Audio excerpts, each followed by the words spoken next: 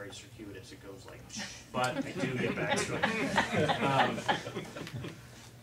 it. You look at what is occurring in the economy today, right? Fossil fuel, you know, gas, cost of gas, and cost of labor. So a lot of these manufacturing companies that have decided to move their businesses over to India and China, you know, right now they're looking at it and their cost of labor, you know, if it was a nickel a day, you know, 5 years ago, it's now $3 a day, you know, and the cost of fuel to barrels to move their product from India or China back over to the United States is risen. So a lot of these manufacturing companies that left the United States are now just about a break-even point. So it's kind of a, you know, toss-up. So some of them have actually they've started looking to come back to the United States. Some of them are actually going into Mexico because, you know, we'll never be able to compete on the labor issue. But some of these companies are getting closer and they're able to actually get their products developed in Mexico, and then they just either throw them on truck or rail and bring them to the United States.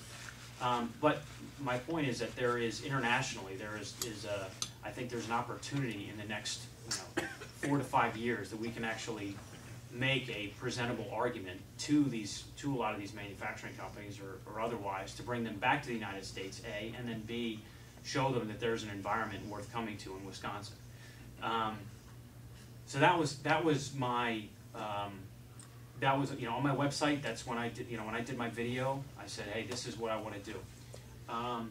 And to be quite honest, I think that is still a necessary but not sufficient condition to actually get things working.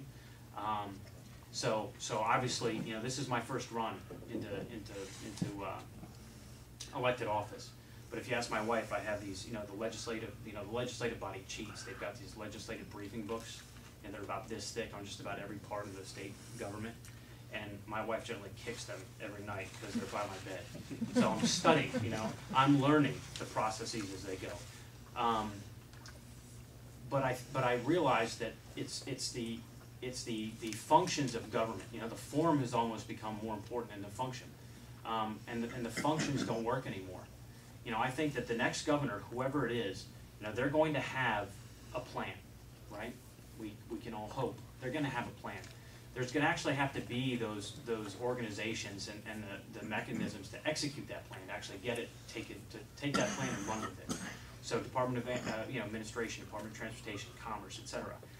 But let's, you know, for now, Commerce.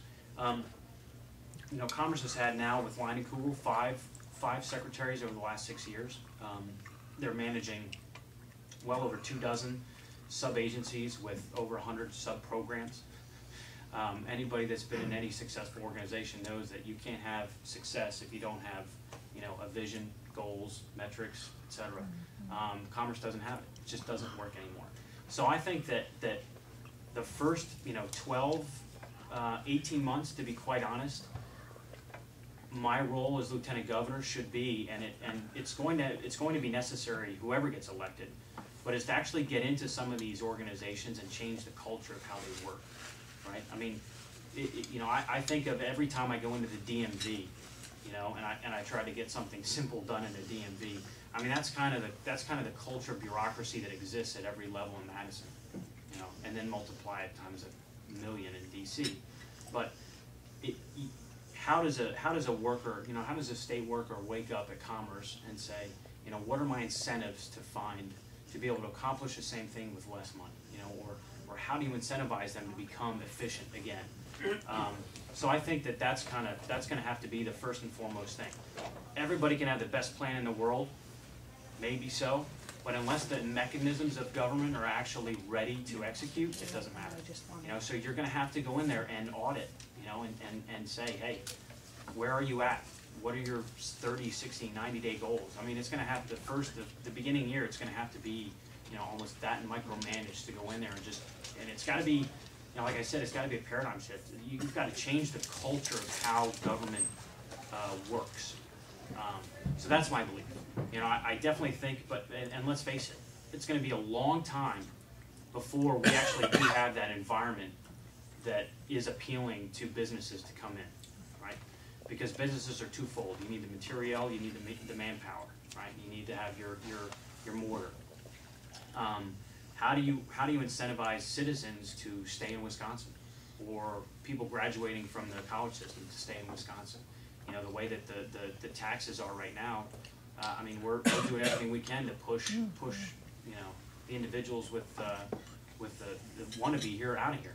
So it's going to take a few years, I believe, where we can actually have that conversation with the CEO of some company in, you know, you name it, Arkansas, and say, hey, come on over. We'd love to have your 1,500 jobs, and here's what we can offer you.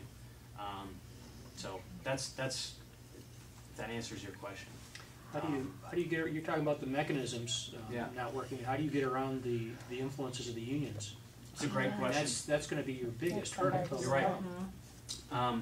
I think that, and that's until something, you know, the first thing I throw back is if you've got an idea, tell me.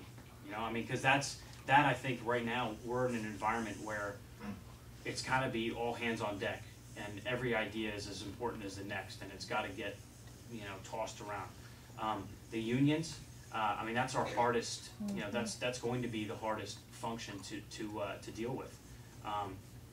Exactly. Do we have the ability to go in there and start carving off? You know, and I'm not talking about the benefit side. You know, I really am not talking about the pay and the benefits and the health and getting them to pay into the system, which would be actually fantastic that they actually pay for their own way. But I'm just talking about the way that the individuals come into work at 9 o'clock and leave at 5 o'clock, and what gets accomplished within that period of time. And that they actually know what it is that they're trying to accomplish on a weekly, monthly, bi-monthly, 6-month time frame. I'm talking about changing the actual, just the culture of the workday, if that makes it. Well, it does, but the problem is that, you know, when you have a union-minded person, you know, they're not worried about a career. All they're worried about is what their pension's going to be, what their benefits are, and, you know, getting in and getting out at the end of the day. And so it's a different mindset. And so I think as long as a union is in place, you're always going to draw that type of employee. Yeah, and until we figure out a way to get around that, that's what I'm talking about. You know, I'm talking about January 2000, right? I mean, this is we're there. You're absolutely right. So the need is going to have to be, we're going to have to think way outside the box, and we're going to have to get very creative in the way that we actually do get those types of individuals to change the way that they work. Because you're absolutely right. I mean, on the front of it, I can't say, hey, here are the metrics that determine whether you're successful over the next 6 months, and if you're not, you're fired. Because you don't care what your metrics are. Exactly. Because their incentive is what goes in their pocket. Right. So it is going to be, and that's why I think it's going to be a huge effort. I mean, to go in there and actually say, and I think it's possible. I think it's possible. But I think that you've got to admit from the very beginning that you're going in there knowing that you don't know most of what you're going to face. It's not going to be a black or white day. It's going to be, you know, a gray year, and you're going to have to be throwing 15 ideas at the wall a day. 14 of them will fall off. One will somewhat stick. You tweak it, you get it. You start throwing 15 more. I mean, that was kind of that's how I viewed leadership. You know, I'll tell you, I learned very quickly in the military. You know, I was a Green Beret officer. I led some of the most elite soldiers in the world. I had experts in medical, weapons, engineering, communication. I mean, these guys were unbelievable. The first time we actually did a operation where I had to plan it, and it took me about 5 days. I got in there and was, you know, I'm the officer, I'm in charge, I'm the leader, so I got to do everything. And I started planning this thing, and I didn't get sleep for 5 days, and the plan ended up just being an absolute nightmare. Because I didn't recognize, and I was a young officer at the time, but I didn't recognize, and I do certainly now, I think that leaders, the best leaders are the ones that recognize that they are at the end managing a team of people that are generally much better than themselves. You know, I mean, you're talking about leading a team of the best. I don't have to be the expert in commo or the expert in engineering. I just know how to be able to motivate that individual to get to the vision that I lay out for them. You got to be a manager of great assets. And I think that's, you know, you take that philosophy, and then you lay out what we don't in state government, and that's a culture of metrics, right? A culture of measurables. How do I say, yes, you've been successful, you know, as the Kenosha economic development entity? you gotta lay it out. And honestly, I know that that's what has to get accomplished, how it's gonna get accomplished. You know, in my head, I've got probably about a 60% concept, and I know that 40% and the one that's gonna take it between the 50-yard line and the end zone is gonna be accomplished once you're in it.